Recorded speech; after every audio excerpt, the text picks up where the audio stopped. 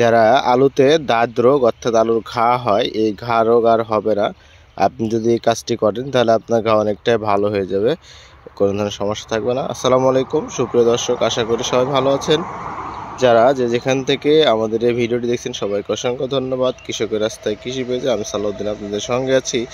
আপনার আলুর জমিতে যে দাঁত রোগ হয়, ঘা হয়, এই ঘা হবে না। এটা ঘা হওয়ার অন্যতম কারণ যে আপনি যদি মাটি খুব স্যাঁতসেঁতে ভাব থাকে, মাটিতে যে প্রচুর পরিমাণে রস থাকে, সেক্ষেত্রে দাঁত রোগ হয় এবং মাটির জন্য রোগ হয়, পাশাপাশি আবহাওয়া এবং আপনার আলুতে এমনি ঘা হয় যদি আপনি বোরন কম দিয়ে থাকেন, সেক্ষেত্রে এই সমস্যাটা দেখা যায়।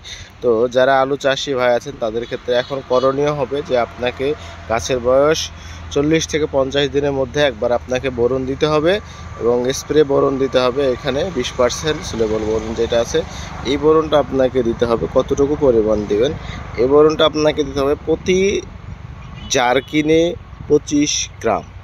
আবার বলছি প্রতি জারকিনে 25 গ্রাম। এখন আপনার জমিতে কতটুকু পরিমাণ লাগবে সে অনুপাতে আপনি এই বোরনটি দিবেন। এটা আপনি আরও অন্যান্য যে ওষুধগুলো আছে এটার সঙ্গে দিতে পারবেন। মেনকোজে বলেন যে কোনো ওষুধের সঙ্গে দিতে পারবেন।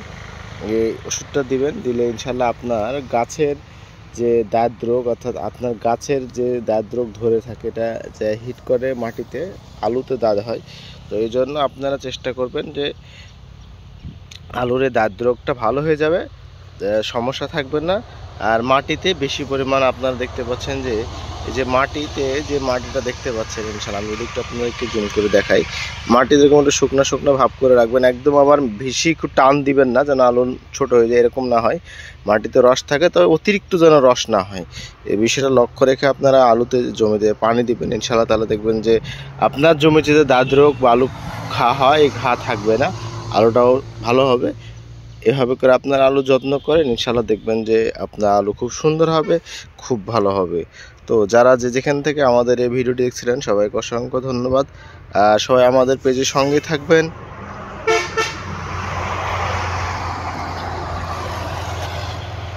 আজকে এখানে পর্যন্তই, আবারও আরেকটি ভিডিওতে আপনাদের সঙ্গে আমার কথা হবে।